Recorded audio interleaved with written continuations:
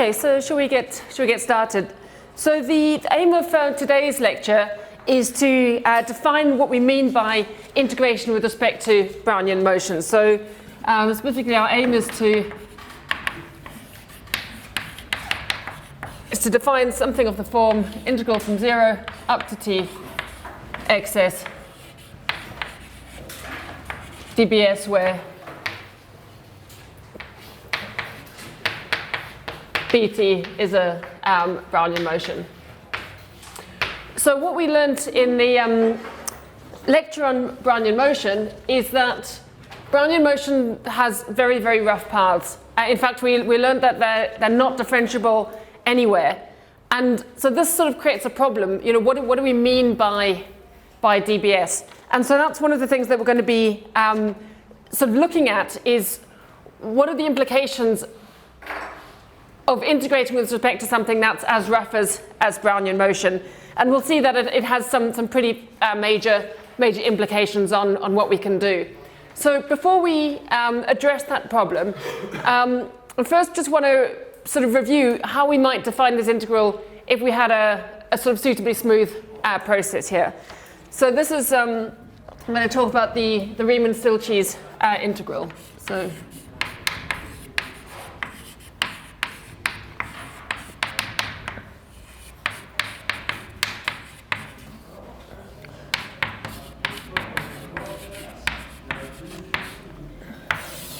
okay, so suppose that we've got two functions, f and g, which both go from 0 infinity into the reals. And then for an n in the natural numbers, let 0, which we'll call t0, less than t1, up to Tn be equal to T. This is a partition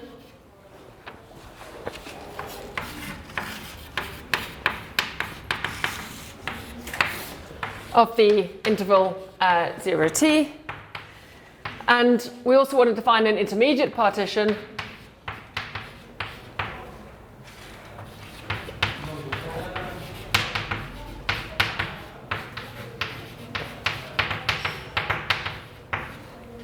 So an intermediate partition is a set y1, y2, up to yn, such that each yi is between two adjacent ti's. So ti minus 1 is less than yi is less than or equal to ti for I equals 1 up to n. Okay, so what is the Riemann Stieltjes integral? How do we define this? Well, we first define the Riemann Stieltjes sum.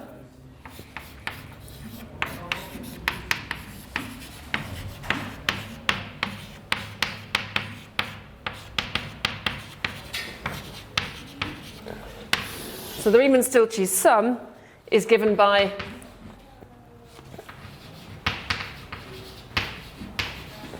let's call it Sn of t is equal to the sum from I equals 1 up to n f of yi g of ti minus g of ti minus 1. Okay, so the idea to have in mind is when you first did Riemann integration, you'll have seen a definition like this, but would have had ti minus 1. So in a sense, what you would have done is you'd have had a function here, some sort of f, and would have split it into t1, t2 into this little partition up to tn. And then I'd have taken intermediate partition, let's just find a different color.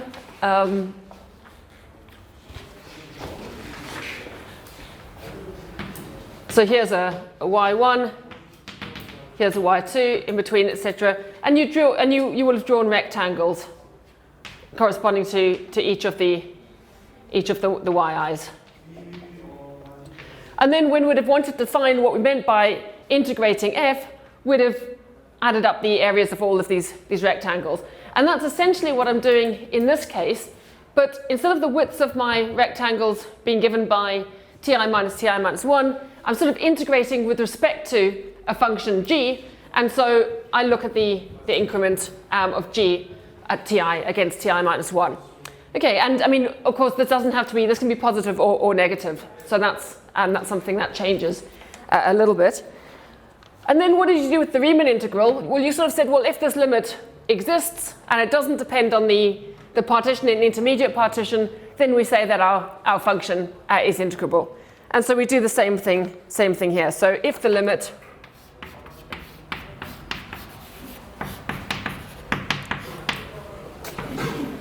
s of t, which is equal to the limit as n goes to infinity of s and t exists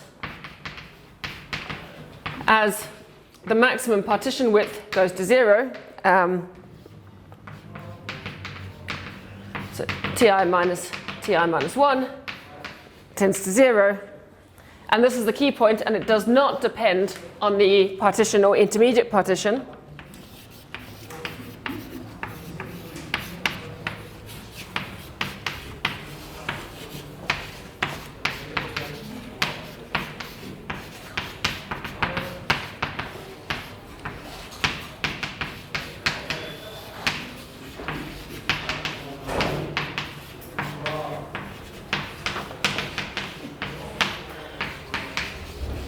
Then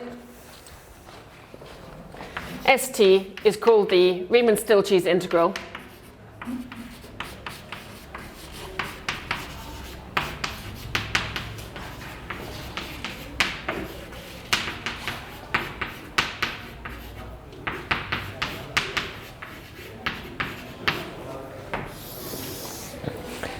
Of f with respect to g.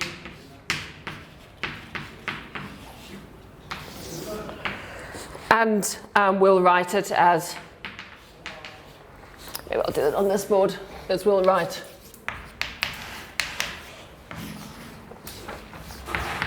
St as the integral from 0 up to t f of s dg of s. Okay, so that's what I mean when I write down this kind of notation in a Riemann Stieltjes sense, is I mean the limit of this kind of sum, provided it exists. So this is the issue that we need to ask about, is, well, what conditions do we need on f and in particular on g in order for this to exist? Okay, so let's just look at an example.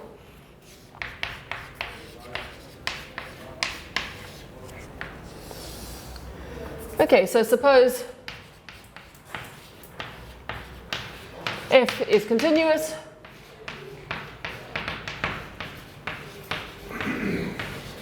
and g is differentiable, or g is continuously differentiable, so it's differentiable with continuous derivative.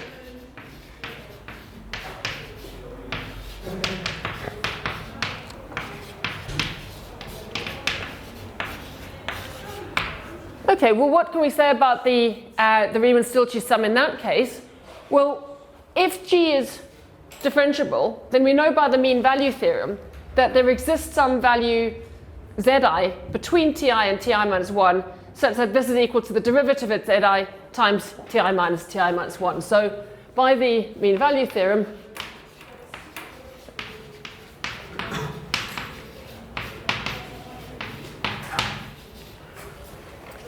there exists an intermediate partition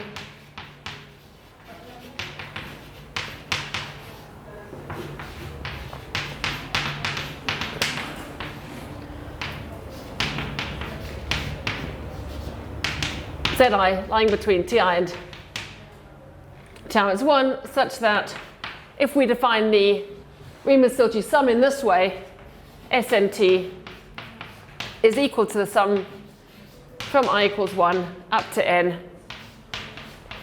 f of yi g of zi times ti minus 1. Okay, so this is just the mean value theorem. Okay, but But if we define Sn tilde to be the sum from I equals 1 up to n f of yi, oh sorry, that was g prime, sorry, g prime of yi times ti minus 1, then just by looking at the difference between these two and using the fact that f is bounded and g prime is continuous, you can see that the difference between these two tends to 0 as this difference tends to 0. Okay, so since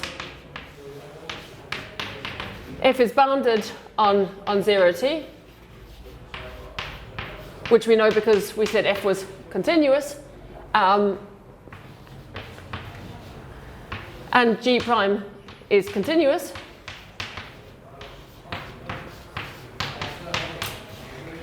we have that Snt minus Sn tilde t tends to 0 as the maximum ti minus 1 tends to 0.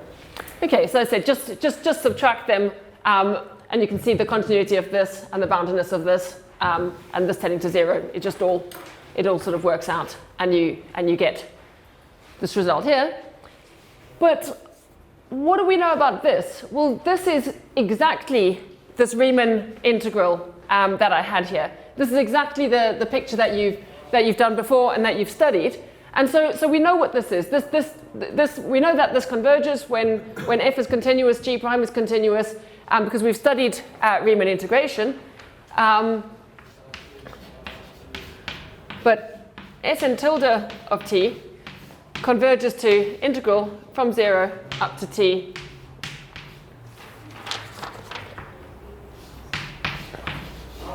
f of t, g prime of t dt as max ti minus 1 tends to 0. So this is just your standard Riemann integral.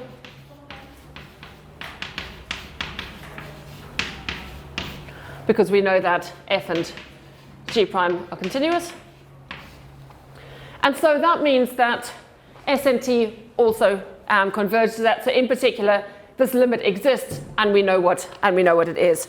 And so that means that integral 0 up to t f of t dg of t is equal to integral from 0 up to t. Oh, sorry, these should be s's all everywhere.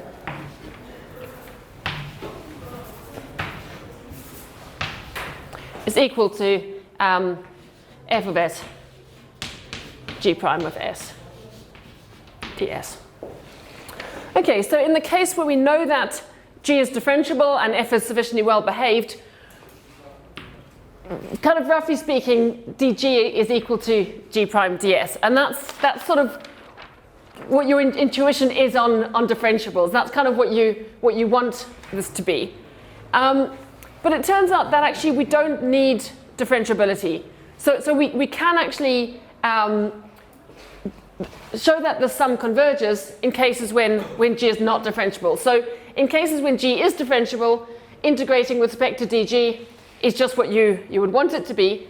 But the nice thing about this, defining things through the sum approach and taking limits, is actually we don't need g to be differentiable. Okay, so what properties do we need? Well, we need a property called finite variation. So let me just define that.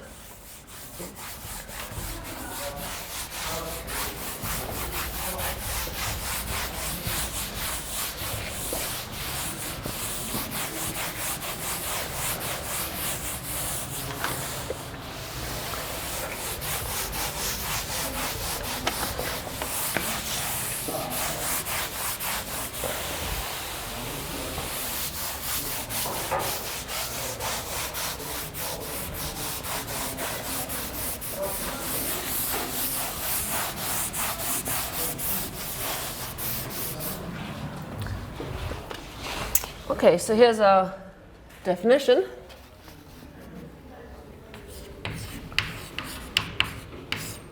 This is finite variation.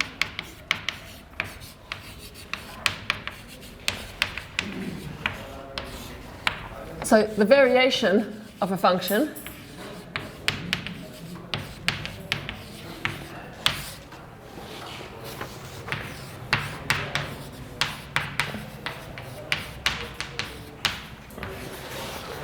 g from 0 infinity to the reals over the interval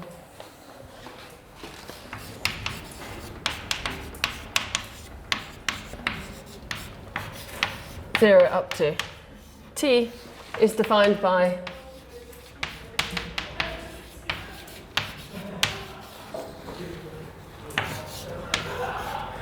bg of t is equal to the supremum, the sum from I equals 1 up to n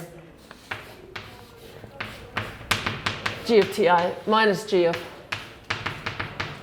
ti minus 1, where the supremum is taken over all partitions of 0 up to t. So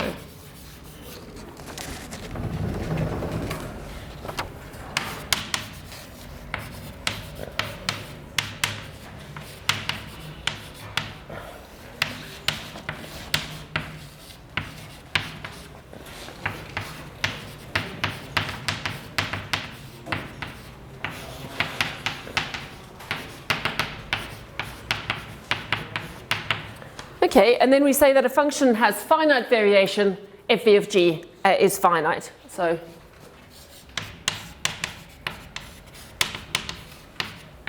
function g has finite variation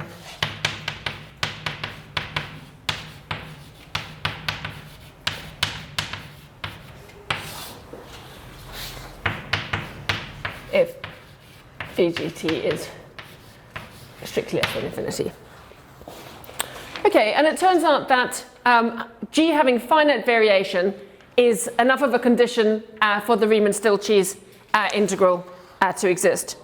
Okay, so what I'll do is I'll just show you how you do this, and I'll do it in the case when f is continuous, but actually it's enough for it to be piecewise continuous because you can just chop it up into intervals in which it's continuous, show the Riemann Stieltjes sum exists on those intervals, and then add it together. So okay, so we're going to show that the Riemann Stieltjes integral exists when f is, I'll put in brackets piecewise, but I'll just show it for continuous.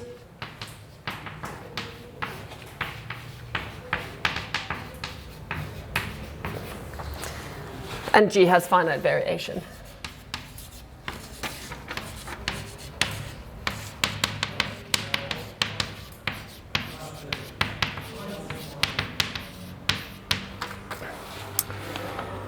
Okay, so what do we need to do? Well, we take our partition, we construct our sums, and we need some way of showing that these sums converge.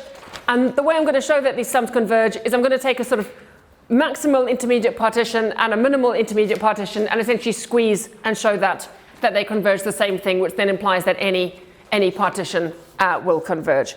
Okay, so for a given partition,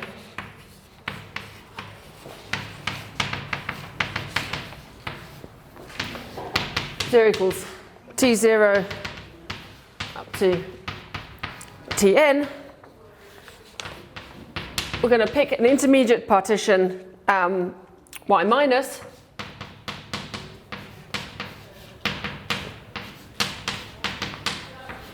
such that f of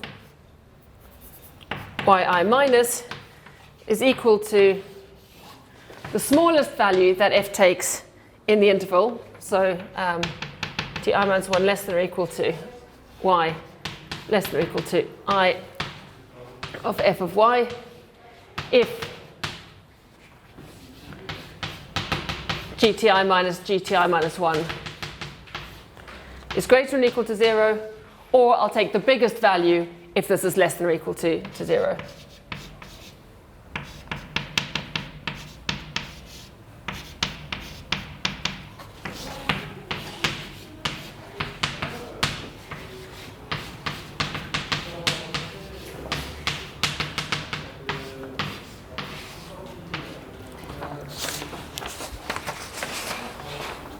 Okay, and I'm going to do a similar thing with picking a sequence of yi pluses.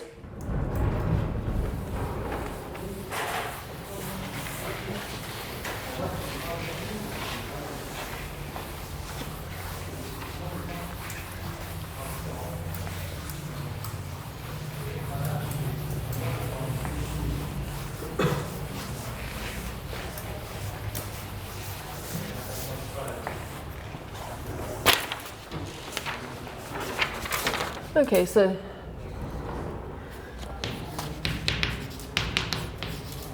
similarly, we're going to pick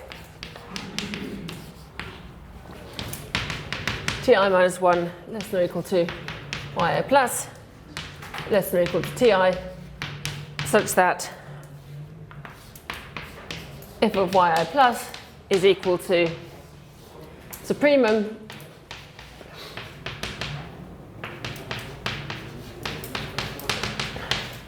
of f if gti minus gti minus 1 is positive, or it's going to be the infimum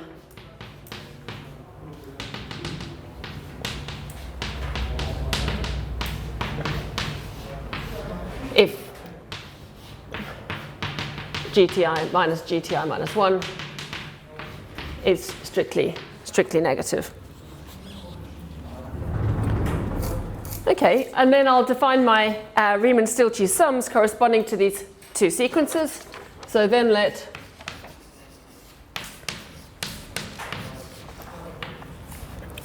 Sn minus t be the sum from I equals 1 up to n f of yi minus gti minus gti minus 1, and similarly with the plus, and Sn plus of t sum from I equals 1 up to n y plus.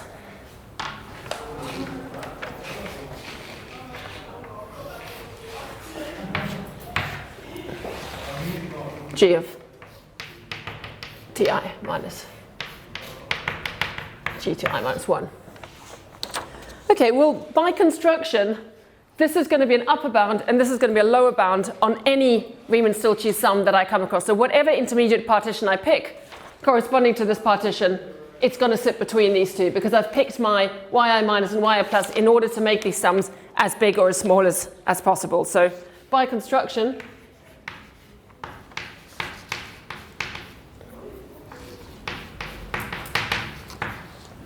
we have that Sn minus t is less than or equal to Snt is less than or equal to Sn plus t.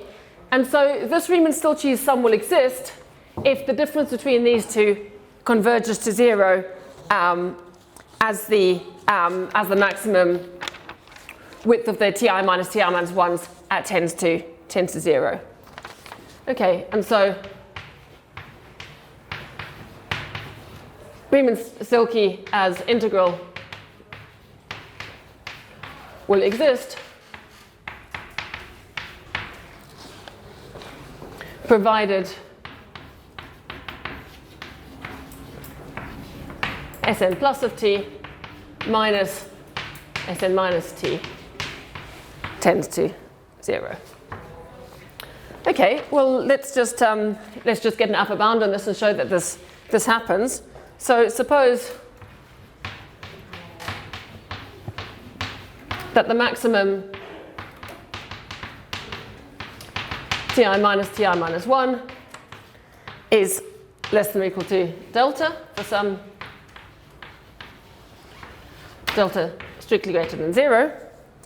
Well, what can we say then? Well, we can say that, well, we know that 0 is less than or equal to Sn plus t minus Sn minus t. Well, this is less than or equal to. We can just look at the difference between these two and use the triangle inequality. So this is less than or equal to the sum from I equals 1 up to n, the modulus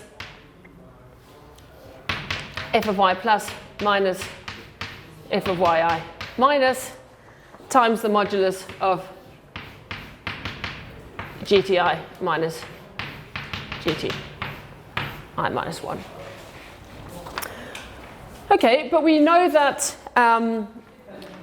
these two both lie in the same interval between ti and ti minus 1. And so that means that the difference between them is at most delta because of this condition over here. And so this is less than or equal to the supremum of f of y minus f of y prime, such that y and y prime are between 0 and t, and y minus y prime is less than delta. Without taking all of this out, and what are we left with? Well, we're left with the sum from I equals 1 up to n gti minus gt I minus 1. Okay, but this should look a little bit familiar now. This is just our definition of finite variation, or just our definition of the variation of g, and we assumed that g had finite variation. So we know that this is, the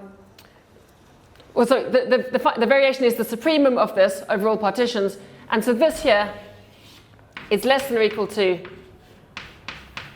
Vg of t by definition of variation, and we know that this is less than infinity, and so this supremum is going to tend to 0 as delta tends to 0 by continuity of f, and so we've got something tending to 0 times something that stays finite, and so this tends to 0.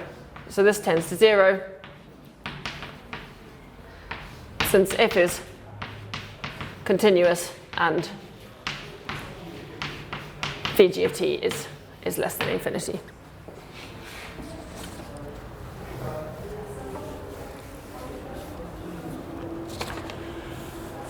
Okay, so hopefully you can see there why we needed this finite variation condition. So with all of these things, essentially to show convergence, we sort of need some way of showing there's a limit, and a way of showing there is a limit is sort of showing that no matter how I pick my partitions, I always have to have the same limit. So we don't know what the limit is, but we know that every sort of thing that we come up with gives us the same limit, and so that means that there has to be a limit that doesn't depend on the intermediate partition. And so we needed some way of kind of bounding what was going on, and finite variation was just what we needed. Okay, so let's have a think now what happens with if we try and do the same argument but letting G be a Brownian motion. Okay, so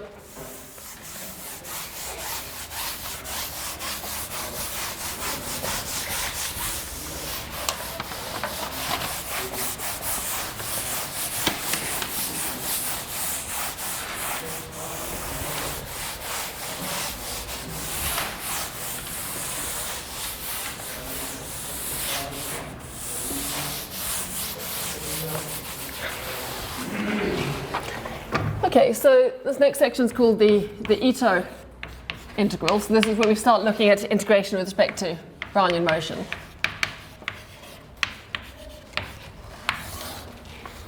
Okay, so let's consider something of the form integral from 0 up to t bs dbs.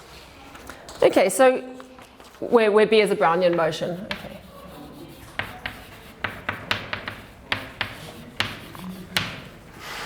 Okay, so the question is, can we make sense of this in a Riemann Stieltjes sense? So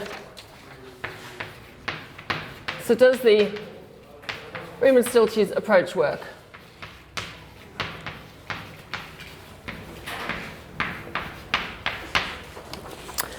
Okay, so well, let's try it. So let's just pick a partition. So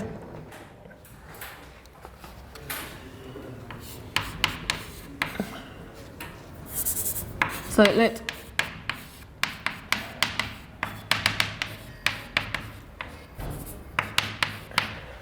be some partition.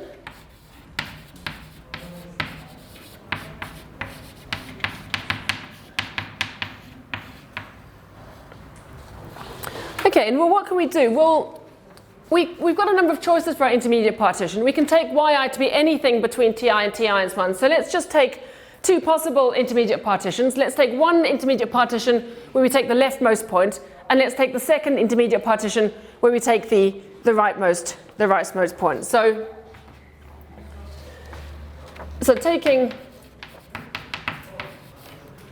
yi equals ti minus 1 for all t gives the intermediate partition.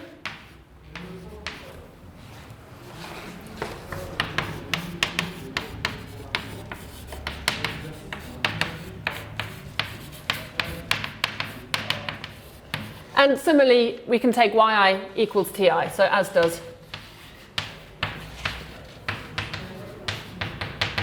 taking yi equals ti. Okay, so these are both completely valid intermediate partitions. So if the Riemann-Stieltjes integral exists, we should be able to define a Riemann-Stieltjes sum with this intermediate partition, and we can define a Riemann-Stieltjes sum with this intermediate partition, and they should have the same limit. Okay, so let's have a look at that. So consider, okay, or then S1 nt, which is the sum from I equals 1 up to n, b of ti minus 1, bti minus bti minus 1, and Sn2, sum from I equals 1 to n, bti times bti minus bti minus 1, then these are both Riemann-Stieltjes sums.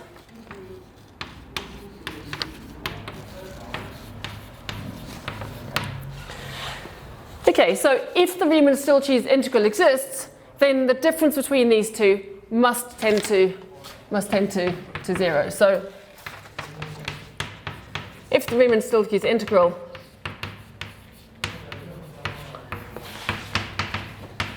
exists, then we must have Sn1t minus Sn2, which it's easier to do Sn2 minus Sn1, tending to 0 as this maximum ti minus 1 tends to 0. Okay, well let's have a look at this. What happens if we look at the difference between these two? Let's take Sn2t minus Sn1t. Or we can just, using linearity, take the sum out. So this is the sum from I equals 1 up to n, bti times this, minus bti minus 1 times this, take out a common factor, and we get bti minus bti minus 1 squared. Okay, what do we notice about this? Well, this is strictly positive. Okay, so that's already a little bit unsettling, but maybe, you know, as these increments go to 0, we're going to be okay. Well, let's just look at the expectation of this. Let's just see what its expected value is. So furthermore,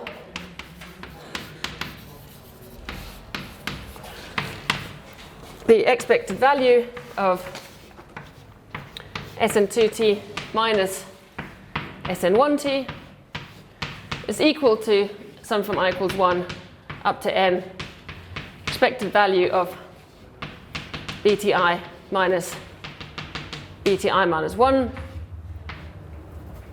squared. Well, we know what the second moment of this is. This is just a normal 0 ti minus 1 random variable, and so its second moment is just ti minus 1. So this is just the sum from I equals 1 up to n, ti minus 1. And then you notice you get a whole lot of telescoping going along. And if you add this up, you just end up with the value t. And we've completely lost any information about the increment. So in particular, this does not tend to 0 as maximum of ti minus 1 tends to 0. Okay, so we've got something that's strictly positive, and its expected value is strictly positive. And so that means that this is never going to be tending to 0. And so the Riemann Stieltjes integral does not exist. Okay, so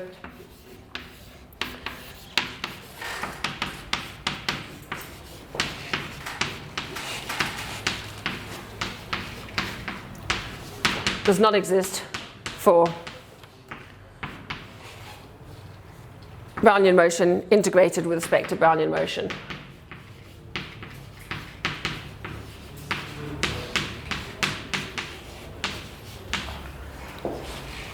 Okay, so it really makes a difference which intermediate partition we've got. You know, by just shifting our intermediate partition a little bit, just using the lower bound rather than the upper bound of the interval, we've ended up with two sums which on average are actually very different.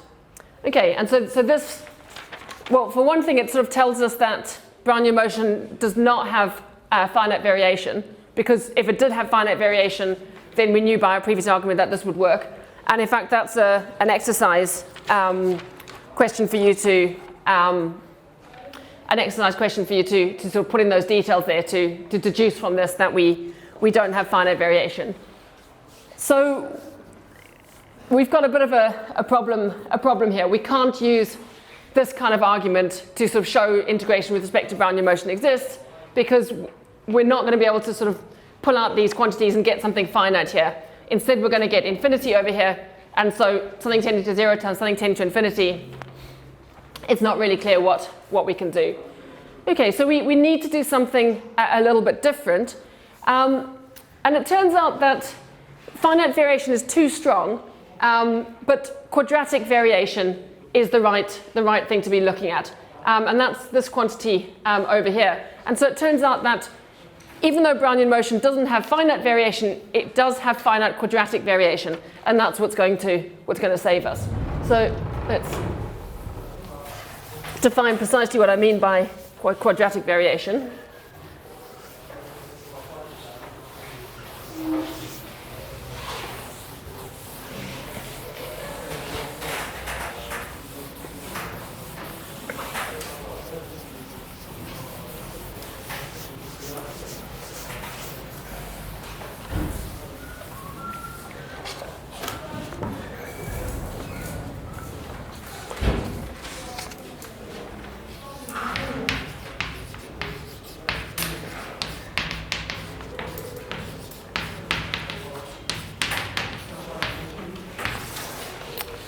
Okay, so here's the definition.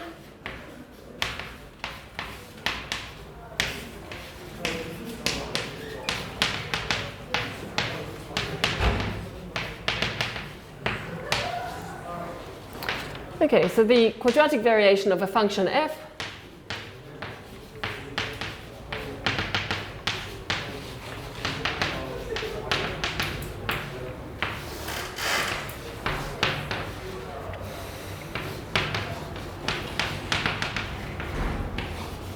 g from 0 infinity to the reals over the interval 0t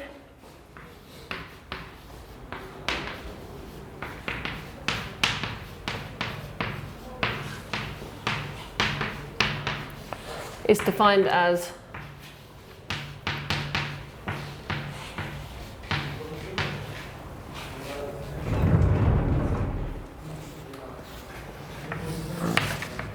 qg of t is the limit as n goes to infinity sum from I equals 1 up to n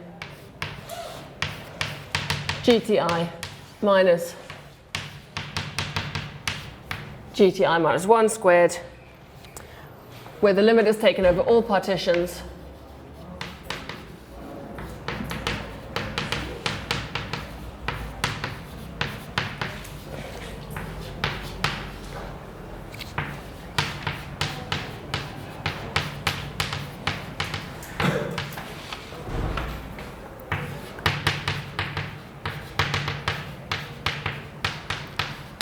for which the maximum tends to 0.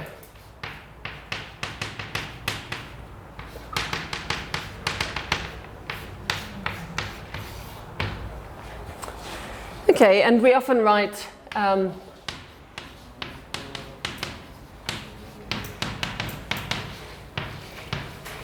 so G in square brackets with a T at the bottom for QG of T. Okay, so most of this course, when I'm talking about quadratic variation, I'm going to be using this notation over here.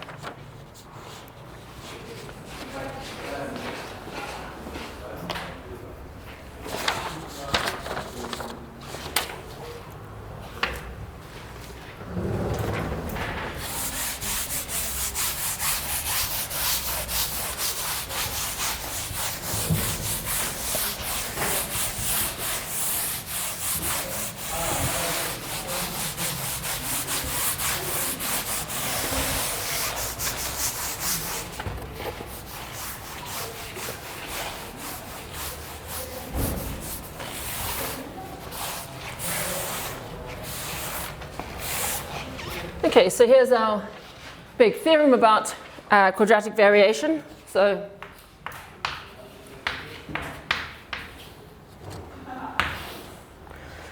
Brownian motion has quadratic variation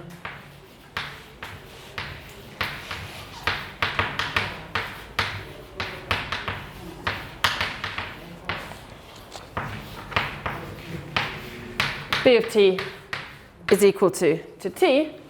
And there's one little subtlety here that we need to be concerned about, is I'm taking a limit over here.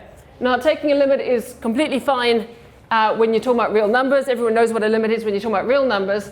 But with Brownian motion, these are random variables. So I need to specify in what sense I'm taking the limit as random variables. And the sense is going to be convergence in mean square or convergence in L2. So this is where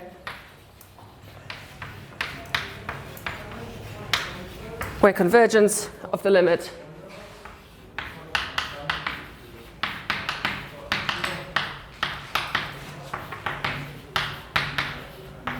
is taken to mean convergence in mean square, or you might know this as in L2.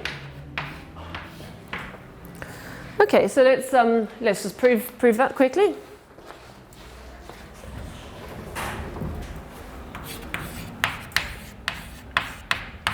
Okay, so given a partition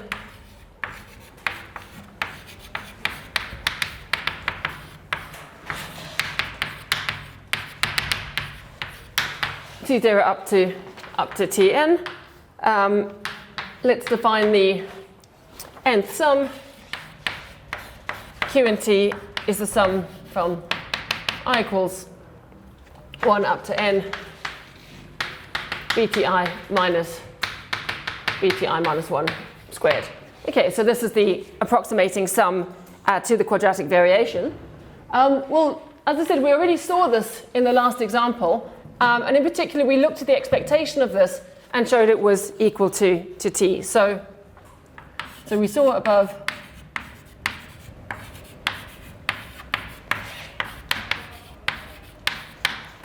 that expected value of Q and T is equal to t. Now, we want to show that Q and T converges to t in mean square. So we need to look at the expected value of QNT minus t squared and show that tends to 0. But because this is just the expected value, this is just equal to the variance of QNT. Okay, and I mean we have a very, very explicit expression for QNT. It's just this, right? So if you want to compute the variance of this, we can just do this squared minus t squared, take expectations of that, and you're just computing with Brownian motions. You're just computing with independent increments of normal random variables. And so I won't do I'll leave the computation as an exercise for you to do. But if you just do that computation, what you'll show is that it does actually go to 0. So just by direct computation,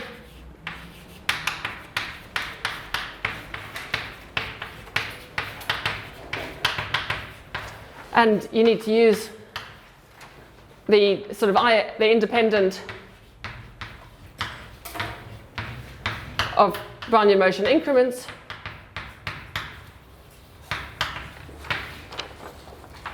It can be shown that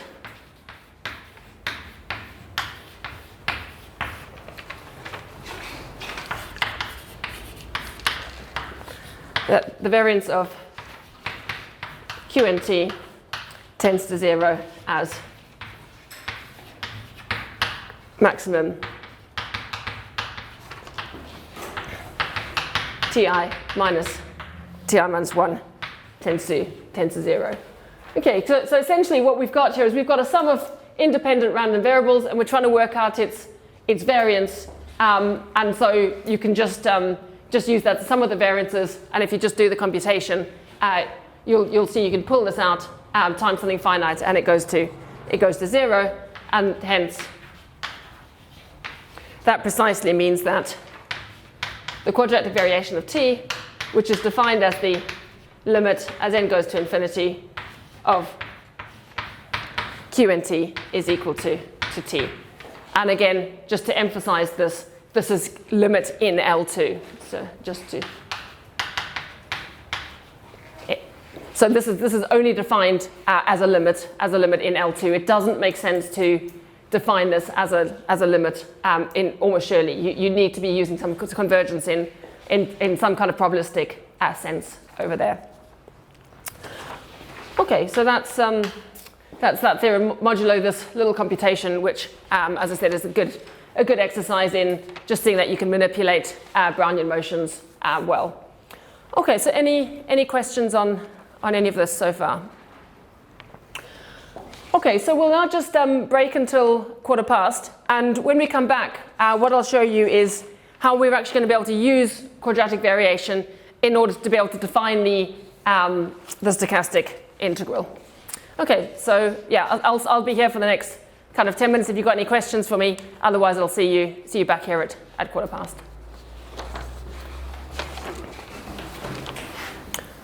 Okay, so we're now going to look at how to construct the stochastic integral. And one of the problems that we saw is because it doesn't have, because Brownian motion doesn't have finite variation, there's not much hope of being able to construct an integral if we demand almost sure convergence. So if I, just for every omega, I want to take my Brownian motion omega and I want to look at a sum against increments of that for that particular sample path, I'm not going to be able to show convergence. Almost all the time, almost surely my Brownian path is going to be too badly behaved in order for sums to converge in any kind of almost sure sense. But if we relax our requirements and say, well, instead we're happy to be able to define integration with respect to Brownian motion, but we only require convergence of approximating sums in a sort of L2 sense, then it turns out that having finite quadratic variation is good enough. Okay, so this is what we're going to do, is we're going to show how you can construct the stochastic integral as a limit of approximating sequences, but all the convergence is going to be in L2. Whereas with the Riemann Stieltjes approach, we were doing everything almost surely sort of pathwise. Okay, so just a few assumptions that we need to make just in order to have convenient properties for our integral. So, okay, so we're going to define what we mean by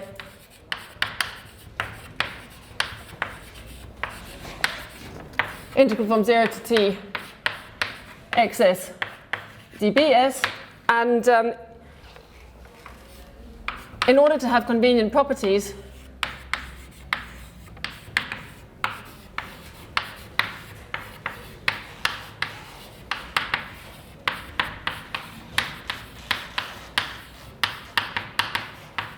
we're going to insist that xs is adapted to the natural filtration of Brownian motion.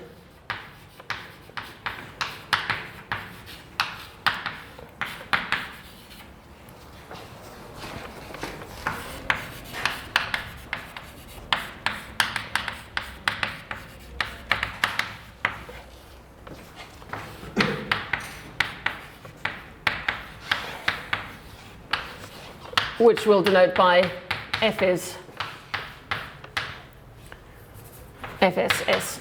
greater or equal to 0. Okay, so from now on, in the rest of this lecture and the next lecture, if I use BS, I mean a Brownian motion. If I use a filtration, Fs, I mean the natural filtration of Brownian motion. And if I have this process that I'm going to be integrating, I'm going to assume it's adapted to that filtration. So xs is measurable with respect to the Brownian path up to, well, xt is measurable with respect to the Brownian path up to time t. Okay, so we're going to start off by defining the integral of what we call a simple process, and then we'll show how, once we know how to define the integral of a simple process, we can use this to define the integral with respect to any process. Okay, so here's our definition of a simple process.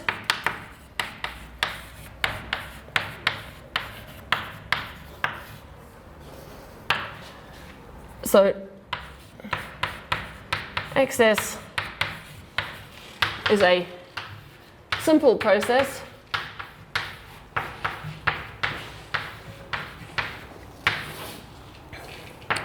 if it can be written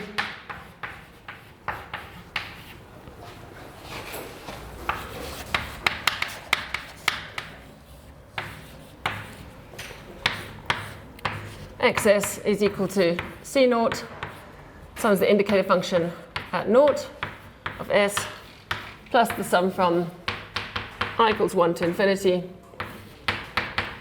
ci minus 1 times the indicator function of the interval si minus 1 up to si at s for times 0 equals s0 less than and fsi measurable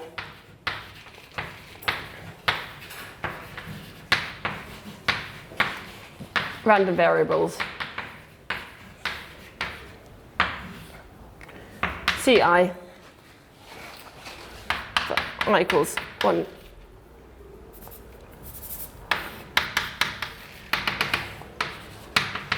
with expected value of ci squared finite. Okay, so what have we got here? Well, it's just a step function, right? It's just a function that here's our sort of s1, s2, etc. So it just takes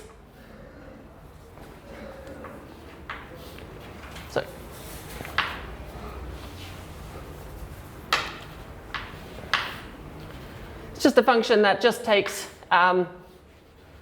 values on intervals like this. So if you just drew a sample path, just looks like this, and this one's sort of got continuity from the left. So it's not CADLAG, it's CalDAG, I guess. It's continuous from the left with limits from the right.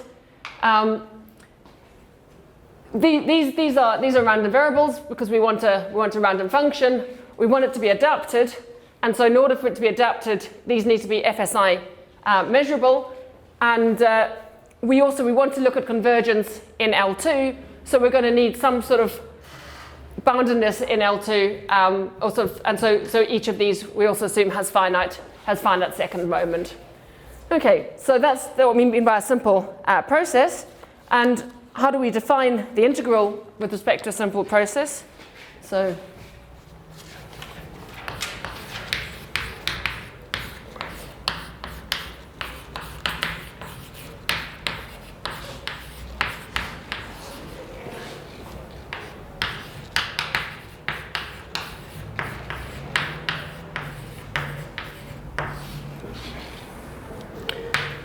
given a simple process,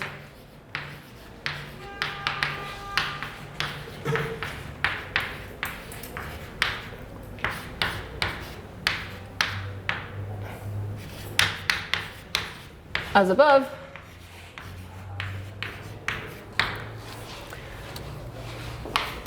the integral of x, let's just call this x,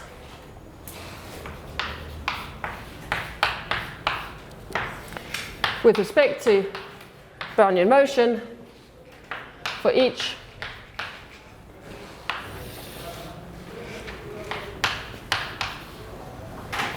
Sn less than or equal to t less than n plus 1 is defined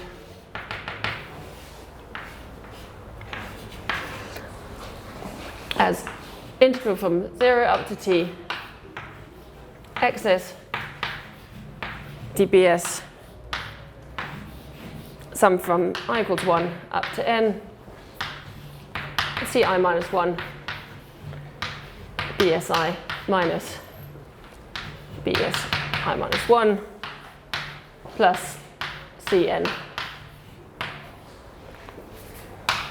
bt minus bsn.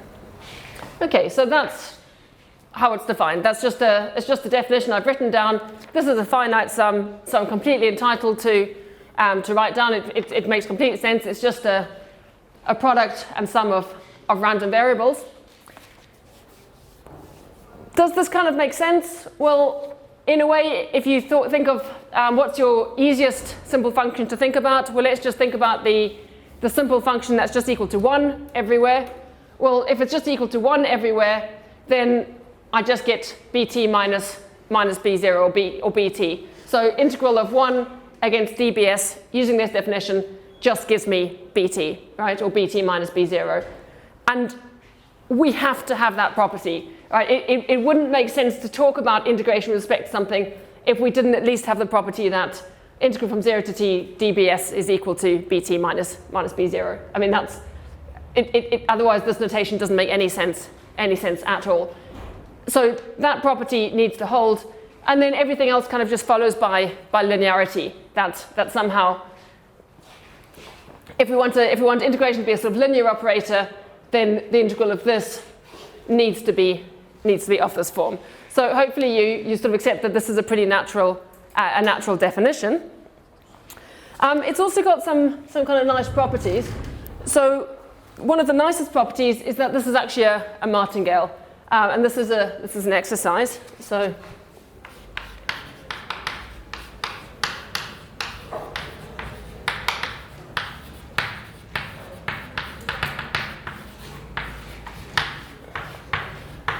this is on this week's exercise sheet. And this is one of the reasons why we insisted that that xs was adapted, or in other words, that these CIs were FSI measurable. That's what you're going to need in order to show it's a martingale. But once we know it's a martingale, we can use our study of martingales to sort of show that it's got lots of nice properties. And in particular, one thing that we know about martingales is that they have constant expectation, and so that tells us that the expected value of the integral from 0 up to t xs dbs is equal to 0. Okay, so as I said, you'll need to show it's a martingale as an exercise, but once we know it's a martingale, for free we get that this is just the integral from 0 to 0, and that's just clearly equal to 0. And also we can work out the variance of this process. So, and this is again another exercise for you to do. What's the variance of the integral from 0 to t xs dbs? Well, because it's got mean 0, that's just the expected value of the square of this integral.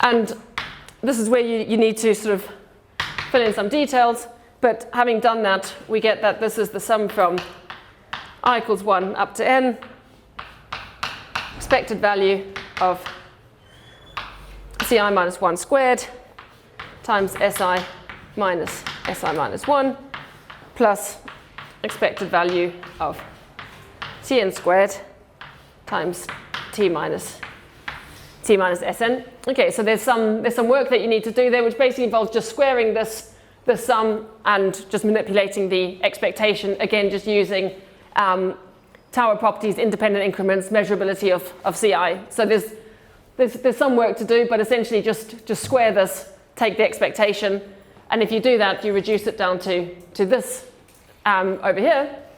And if you look at this, well, can anyone see what this is? Does that look familiar to anybody? Say again? That's right, yeah. It's just a Riemann sum. What is it a Riemann sum of? Of actually this squared, right? So if we square this process, because these are indicator functions, we just get squares on all of the CI's. And if we look at the Riemann sum, well, again, because it's a step function, the Riemann sum is actually the exact integral. So it's not even the Riemann sum. We actually get the integral of this, but with respect to time. And so this is just equal to the integral from 0 up to t, expected value of xs squared times ds. Okay, and this is sort of called the sort of isometry property of the stochastic integral. That somehow the second moment squared is the sort of the second moment of the integral is the integral of the second moment of the process. This is one of the nicest and most useful properties of the stochastic integral. Okay, so all I've done here so far is I've defined the stochastic interval for a simple process, and then I've established a couple of properties. Well, what if we want to work out the stochastic integral of any process? Well, kind of the strategy is reasonably clear now, is take any process or any adapted process, approximate it by a simple process, work out the stochastic integral of the approximated process, and then, as the approximation converges to the true thing, hopefully our stochastic integral will approximate something. Okay, so the key point is what we need to show now is that if I take any approximating sequence to an adapted stochastic process, then the integral of the approximating process will converge. Okay, so this is now our big theorem. What is your F measure? What is F? This is the natural filtration for Brownian motion.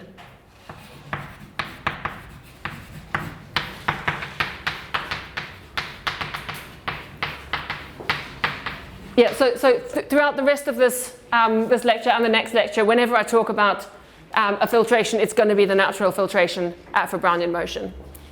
Okay, any other before I move on, any other questions on the construction for the simple process?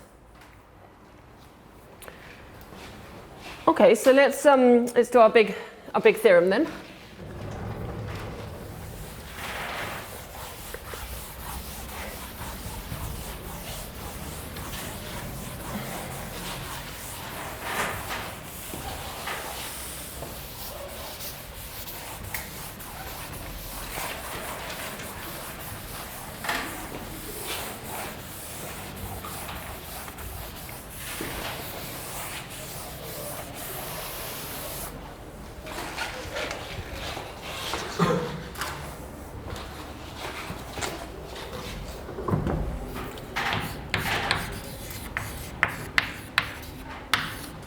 Okay, so suppose that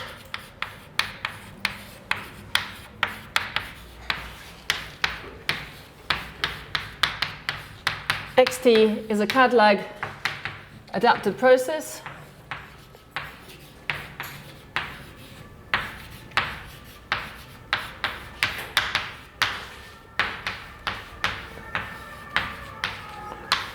for which the Riemann integral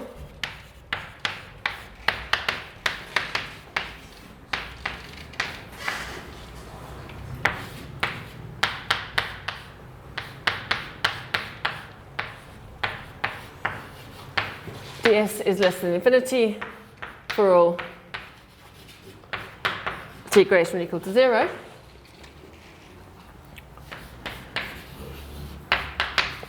Then if xtn for n equals 1, 2, etc. is a sequence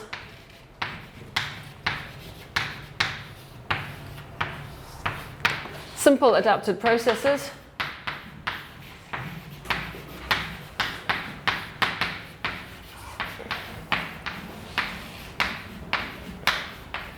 and again, as with everything, whenever I say adapted, I mean adapted with respect to the natural filtration for Brownian motion. So we've got a simple adapted processes for which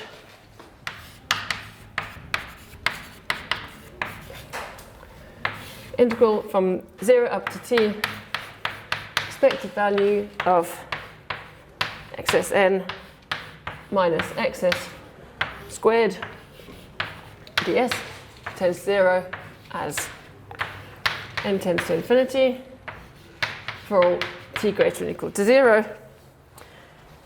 Then there exists a process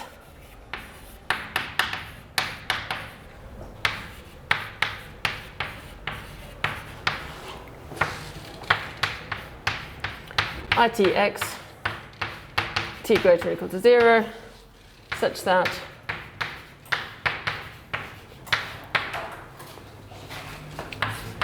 expected value of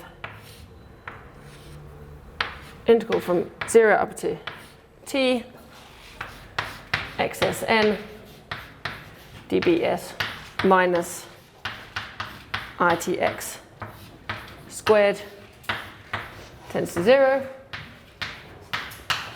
as n tends to infinity for t greater than or equal to 0.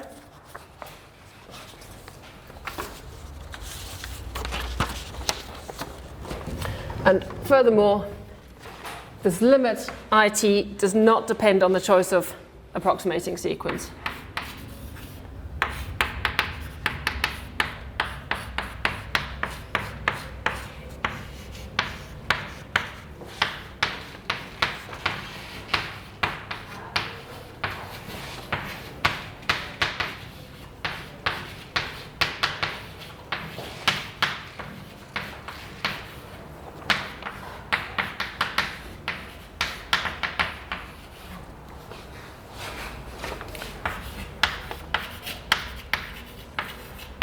And this is what we call the Ito property, Ito integral. So it is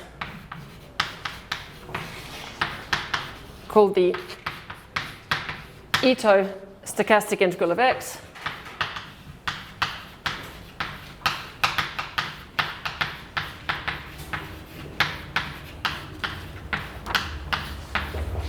And is denoted by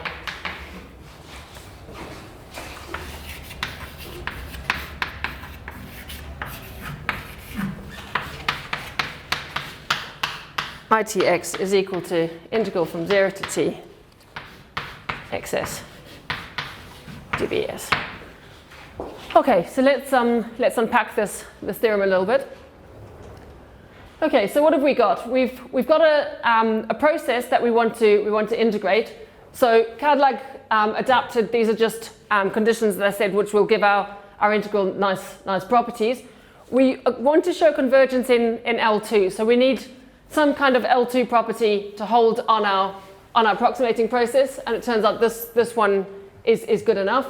So we want xs to have finite second moments at each point s, but furthermore we want this up to time t, so we can't have sort of pathological times in which it's infinite. And then what we do is we now take an approximating sequence of simple adapted processes. Well, in what way is it approximating?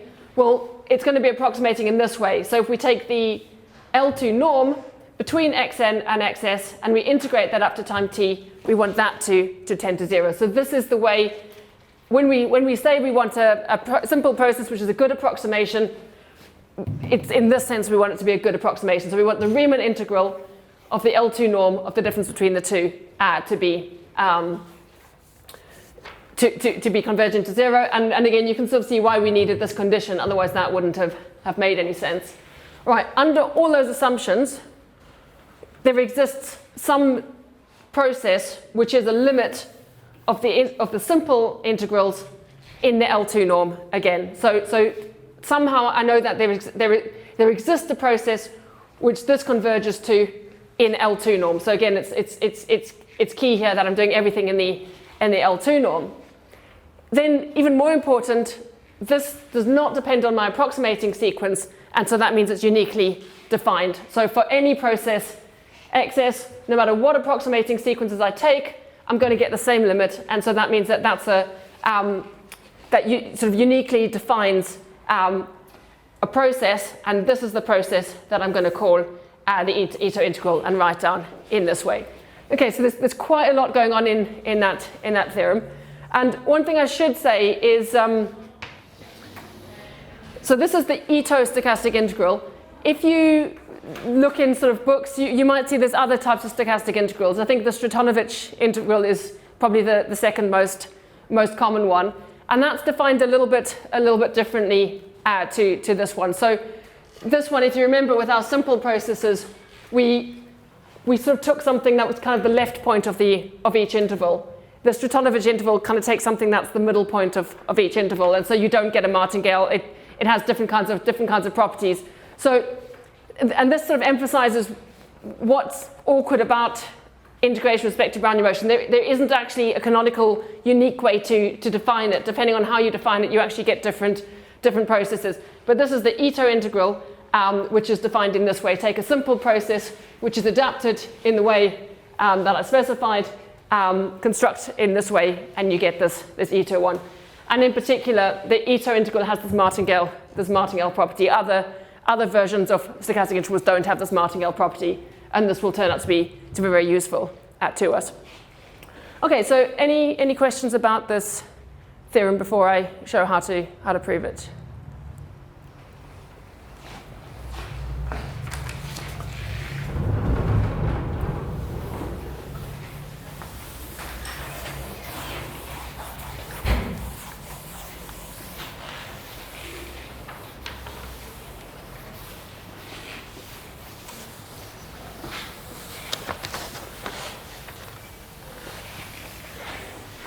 All right, I think I want to keep this down here just for now. Let's hopefully not need all this board space.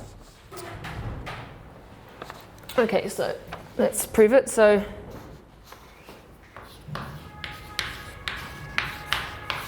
okay, so let it of xn be the integral of the simple process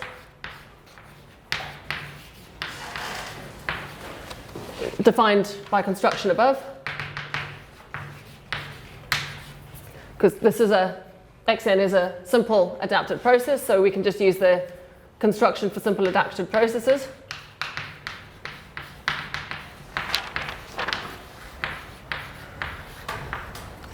Okay, also, if xn is a simple adapted process, xn, I want to put superscripts here. So also xn minus xm is a simple adapted process.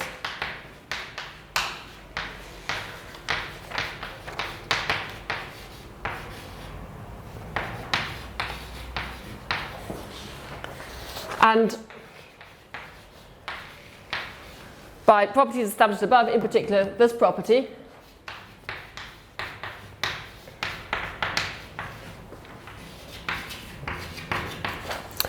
what do we know? Well, if we look at the expected value of IT xn minus IT xm, all of that squared. So I'm looking at the L2 norm between this integral for n and this integral for m. Well, what is this? Well, this is just by linearity of the definition of the integral for simple processes. This is just IT of xn minus xm squared. Well, if we have xn minus xm squared over here, we just get this is equal to xn minus xm squared over here. So remember, we have this isometry property that we established for simple processes. And so this is just equal to the Riemann integral from 0 to t of expected value of xsn minus xsm ds. Okay, so this is in some sense the key step in the entire proof, that you have this isometry property for simple processes. Okay, well, this is just less than or equal to 2 times the integral from 0 up to t, expected value of xsn minus xs squared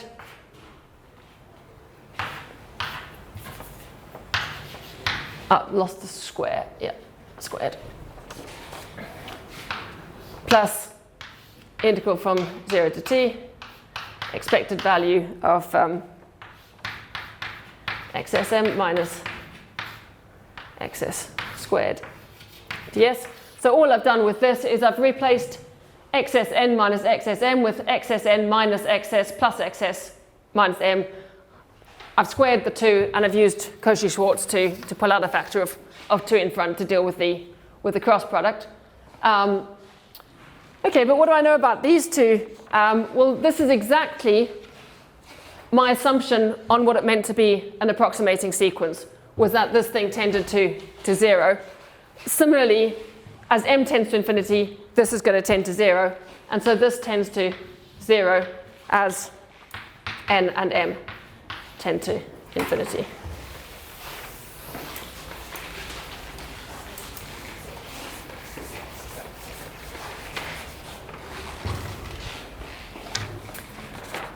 Okay, well, what does that mean?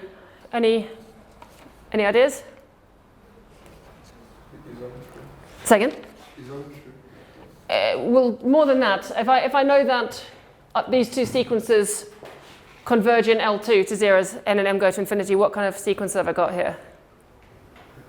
I've got a Cauchy sequence, right? So in the L2 space, this sequence, ITxn, is a Cauchy sequence. And the L2 space is complete, and so Cauchy sequences converge, and that means I have a limit. Okay, so therefore, the sequence IT x to n is a Cauchy sequence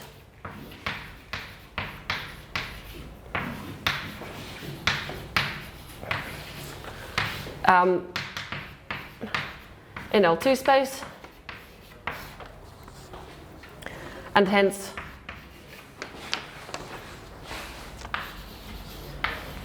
it has a limit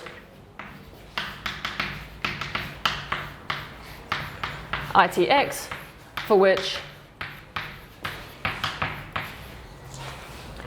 expected value of ITxn minus ITx squared tends to 0. Okay, so we've shown existence of a process in the sense that we wanted. Because this was our ITxn, and we've shown that there's some ITn such that we get conversion to 0 in L2. Furthermore, if we were going to use a different approximating sequence, then exactly the same argument as before, just instead of looking at xn minus xm, we can look at xn minus x prime n, the other sequence. Exactly the same argument would show convergence to 0 of those two, and so that means that the limit must be the same. So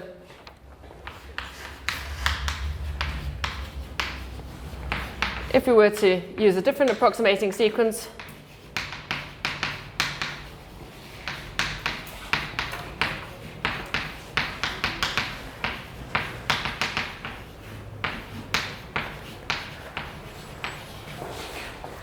so exactly the same argument.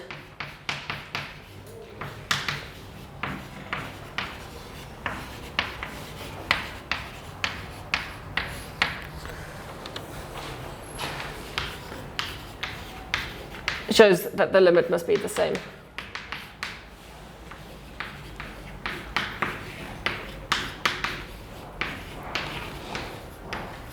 Okay, and that was the thing that we needed to show, that it does not depend on the approximating sequence. Okay, so it does not depend on the approximating sequence.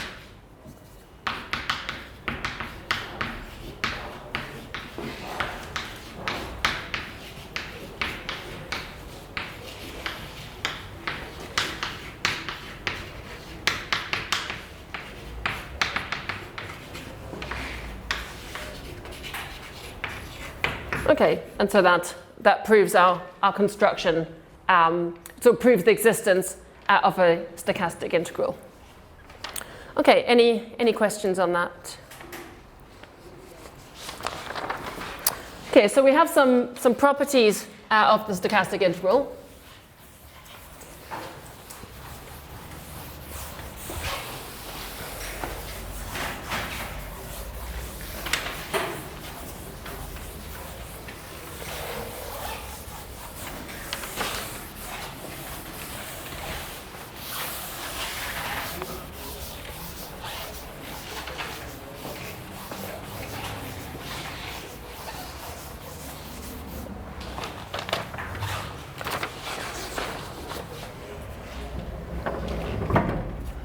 Okay, so properties.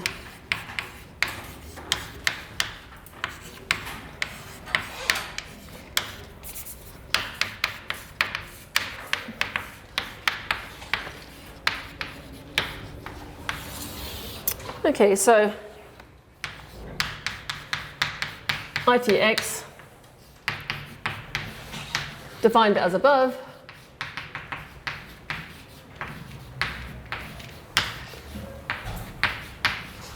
satisfies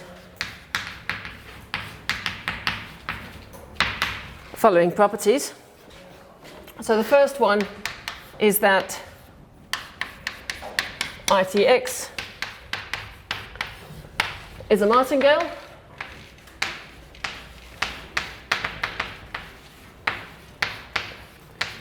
with respect to the natural filtration and hence has expectation 0.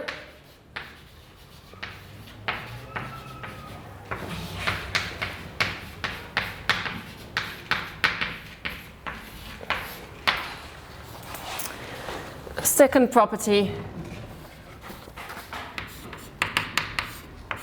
is that ITX satisfies the isometry property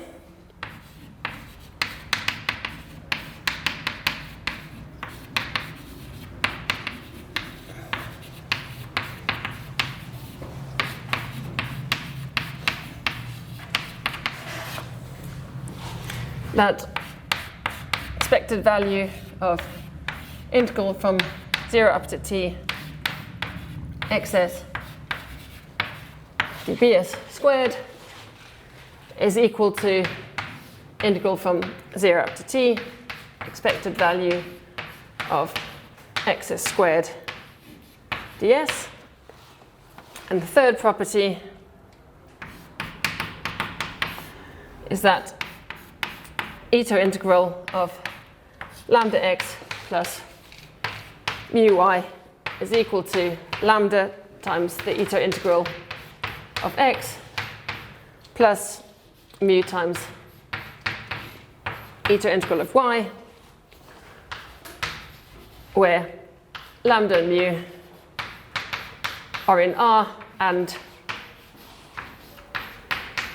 yt satisfies the conditions of the theorem.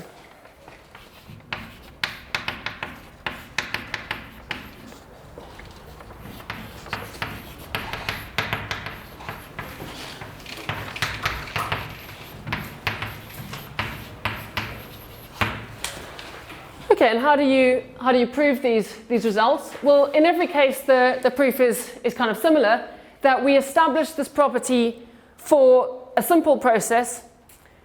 Then we know that the approximating sequence has this property, and then we take the limit through the we transfer the limit from the approximating sequence to the actual process. So we need to show that this property commutes with the limit. So I won't do this now, but just to, this is again is left as an exercise. So the proof idea is to establish these properties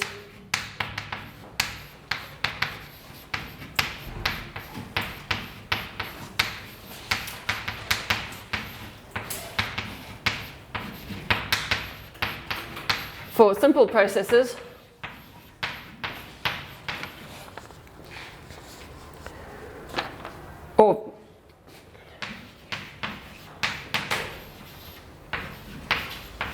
And then show that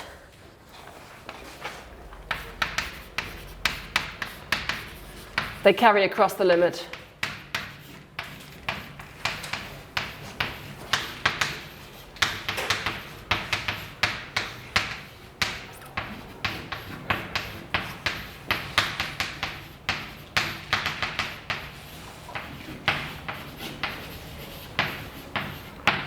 Okay, so as I said, this is on the exercise sheet for next week to do each of these for simple processes.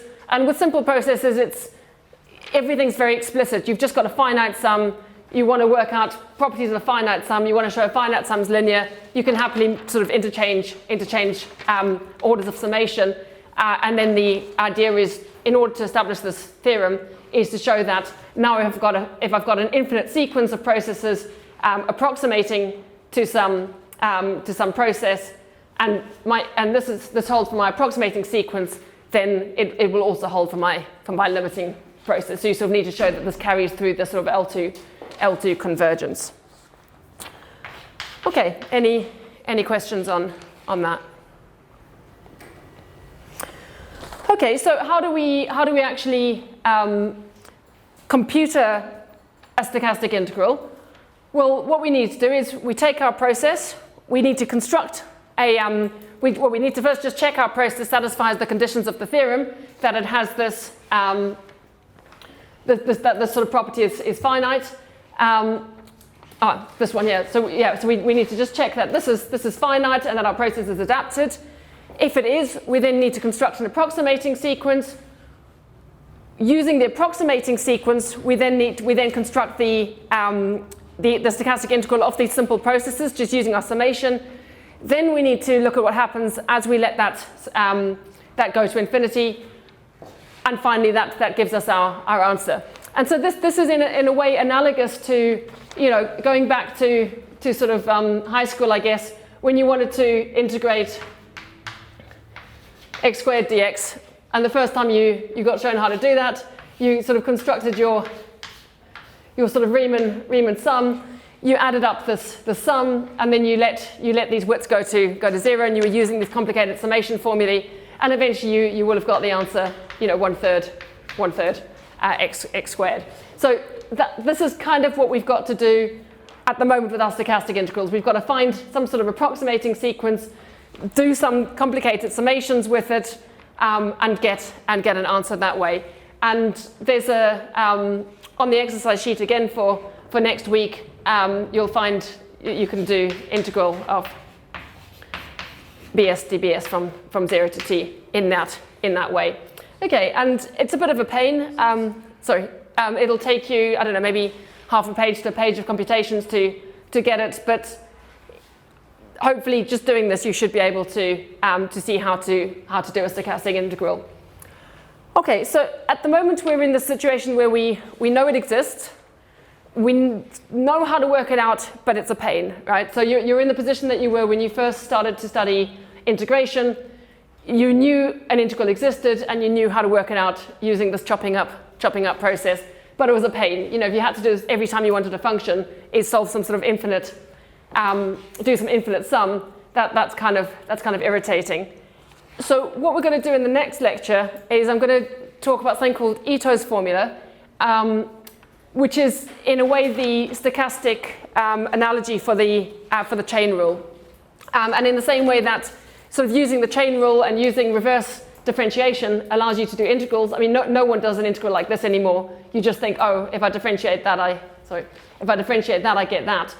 We're going to see that actually with a stochastic integral, you can do something similar, but it's a little bit more complicated. So for this week, as I said, do this by first principles just to see how much of a pain it is. And then in next week's lecture, we'll do Ito's formula, and hopefully I can show you that with Ito's formula, computing stochastic integrals isn't actually that much more difficult than computing real integrals. And in particular, we'll start looking at some properties of Brownian motion using Ito's formula and sort of showing the relationship between harmonic functions and tying it back in with the sort of complex analysis side of the course. Okay, so before I finish, just any questions on what we talked about today? Okay, so yeah, in that case, I'll see you next week, and we'll do that. Next week will be the last week on the sort of probability prerequisites, and then after that, I think Stas's back to talk about Loewner evolution. So yeah, we'll finish off stochastic calculus next week, and then a week after that, we're moving on to Loewner evolution. Okay.